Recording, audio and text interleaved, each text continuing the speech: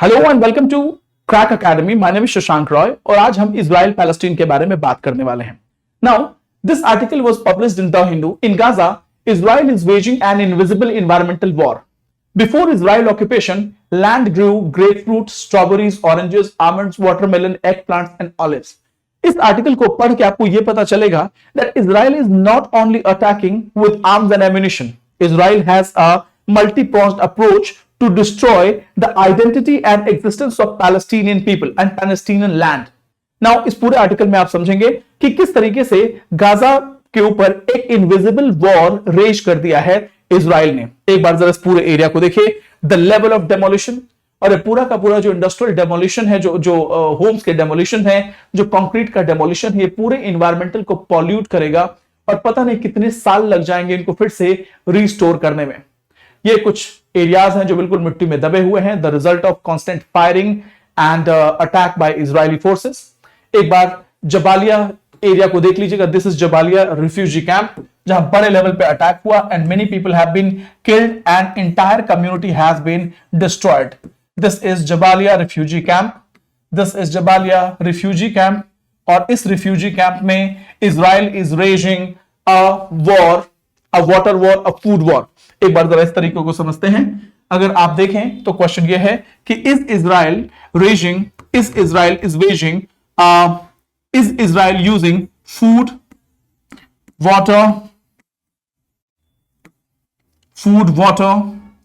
Electricity. क्या Israel food, water और electricity को वेपनाइज कर रहा है? Is Israel using food, water and electricity as a weapon against people of Gaza? क्या इंटरनेशनल लॉ का वायलेशन है? क्या ह्यूमैनिटेरियन लॉज का ये वायलेशन है? इसी को हम समझेंगे। अब एक बार हम आगे चलते हैं। इजराइल ने गाजा को बम्बार्ड किया और इस पूरे के पूरे बम्बार्डमेंट में MK-84 बॉम्ब्स का बड़े पैमाने पे यूज किया गया। अगर देखा जाए तो ये one of the biggest bomb है, second largest in their arsenal. इस बॉम्ब का इंपैक्ट क्या हुआ? मैसिव, बहुत ढेर सारे गड्ढे बन गए, रबल बन गया और बहुत सी कैजुअलिटी रिपोर्ट की गई। नाउ क्वेश्चन यह है कि क्या एक साइलेंट इन्वायरमेंटल वॉर इजराइल छेड़ रहा है?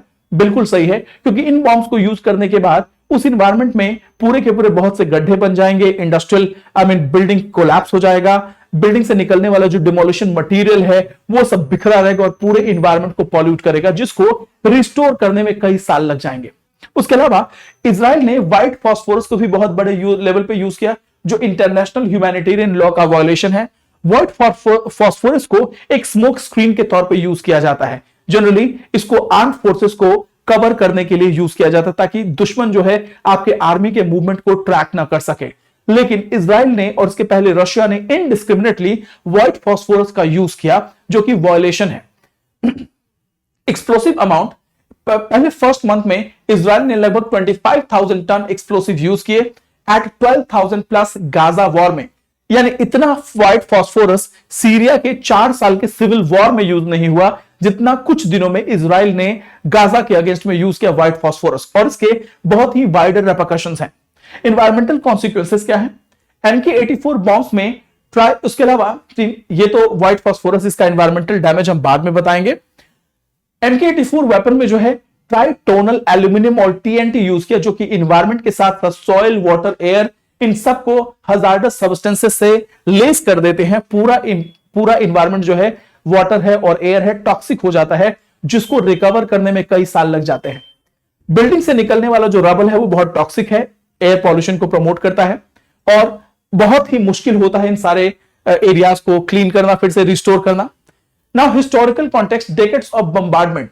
गाजा स्ट्रिप जो सिर्फ 41 किलोमीटर लंबा है, जिसपे इजराइल ने रिपीटेड बम्बार्डमेंट करे हैं, जो कि पूरा का पूरा एरिया जो है सीरिया में 4 सालों में उतना डिस्ट्रक्शन नहीं हुआ, डिमोलिशन नहीं हुआ, जितना सिर्फ 1 महीना में गाजा में इजराइल वॉर के बाद हुआ। Ecological blockade and agriculture. अगर पैलेस्टीनियन फार्मलैंड की बात बोले तो इजराइल ने पैलेस्टीनियन फार्मलैंड को पूरी तरीके से ऑक्यूपाई कर लिया है, कैप्चर कर लिया है, यानी कि आपने उनके खेती बाड़ी करने के राइट्स को भी जो है वो डिस्ट्रॉय कर दिया है। जितने भी ऑलिव ऑर्चर्ड थे, जो कि सबसे इंपॉर्टेंट एग्रीकल्चर क्रॉप है, प्लांट है पैलेस्टीनियंस के लिए, वो भी इन्होंने डिस्ट्रॉय कर दिए हैं। और वहां पे अलग तरीके की प्लांटेशन को प्रमोट करना शुरू कर दिया है। इसके अलावा इजराइल ने हर्बिसाइड वॉरफेयर भी शुरू कर दिया है गाजा के बफर जोन में, जो कि वहां के एरेबल लैंड और फार्मर्स के लाइवलीहुड को हमेशा के लिए कॉम्प्रोमाइज कर देगा। नाउ इजरायली पार्क्स को क्रिएट किया गया है एज अ नेचर रिजर्व और नेशनल पार्क्स। इसको एक तरीके से पैलेस्टीनियन लैंड को इंक्रोच अपॉन करने के लिए इजराइल ने ऐसा किया है। नेक्स्ट क्या है? Forest composition. अगर देखा जाए तो इजराइल में जो नेटिव स्पीशीज थे पैलेस्टीनियन जो हैं, वो ऑलिव ट्रीज वहां का मेन स्टे हुआ करते थे, लेकिन इजराइल ने इन सब पेड़ों को काट दिया। यहां पे एक लेडी इज क्राइंग, पूरे ऑलिव ट्रीज को कट कर दिया गया है और यहां पे कल्चरल नॉन इंडिजिनस स्पीशीज को प्रमोट कर रहा है इजराइल, जो कि अगर देखा जाए तो कल्चरल इंपैक्ट है। Replacement of olive trees with European pines alternate Palestinian from there land. और इस तरीके से ऑलिव ट्रीज को कट किया गया है इजराइल के द्वारा और अलग नॉन इन्वेसिव स्पीशीज को प्रमोट किया जा रहा है, जो वहां की पूरे के पूरे इकोलॉजी को इंबैलेंस कर देगा। Now water supply as a weapon. Controlled water supply. क्या इजराइल वाटर को वेपन की तरह यूज कर रहा है? Palestinians are dependent on water sources from Israel territory and this water is being controlled. Gaza strip में इवैक्यूएशन के लिए और अटैक करने के बाद से इजराइल ने पानी, खाना, इलेक्ट्रिसिटी, फ्यूल सब पे बैरिकेड लगा दिया। उसके अलावा वॉश इंफ्रास्ट्रक्चर, ठीक है, वाटर सैनिटेशन और हाइजीन से रिलेटेड सारे इंफ्रास्ट्रक्चर को इजराइल ने डिस्ट्रॉय कर दिया और इसका पर्पस ये था ह्यूमैनिटेरियन क्राइसिस को लेके आना। वाटर सप्लाई को कट कर दिया। इस तरीके से वाटर को वेपनाइज किया गया इजराइल के द्वारा।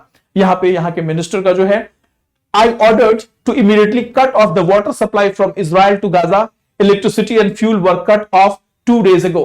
यहां पे इजराइल के मिनिस्टर हैं Benny Gantz and he said कि अभी इमीडिएटली वाटर, इलेक्ट्रिसिटी और फ्यूल सबको कट कर दिया गया है।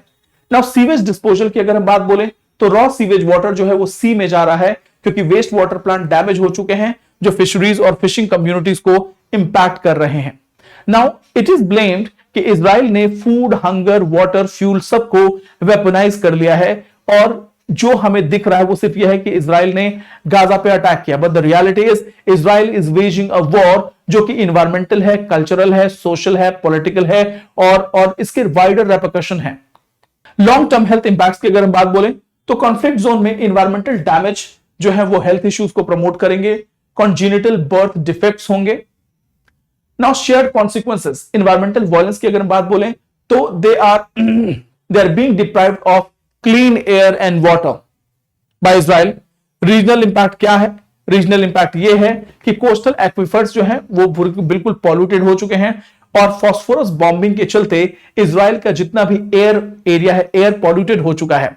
If you breathe, you may suffer, and Palestinians are already suffering because of polluted water, polluted food, and polluted, contaminated air.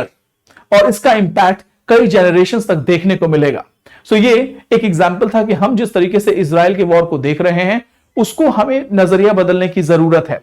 Israel के अलावा अगर रशिया यूक्रेन कॉन्फ्लिक्ट को भी हम देखें तो रशिया ने भी फूड को वेपन के तौर पे यूज किया, जिससे रिलेटेड मैंने आर्टिकल कवर किया है, weaponisation of food by Russia.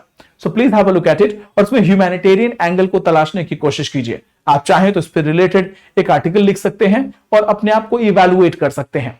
So this is it in this article. हम फिर से मिलेंगे नए टॉपिक के साथ, तब तक के लिए thank you so much. God bless you all. जय हिंद, जय भारत।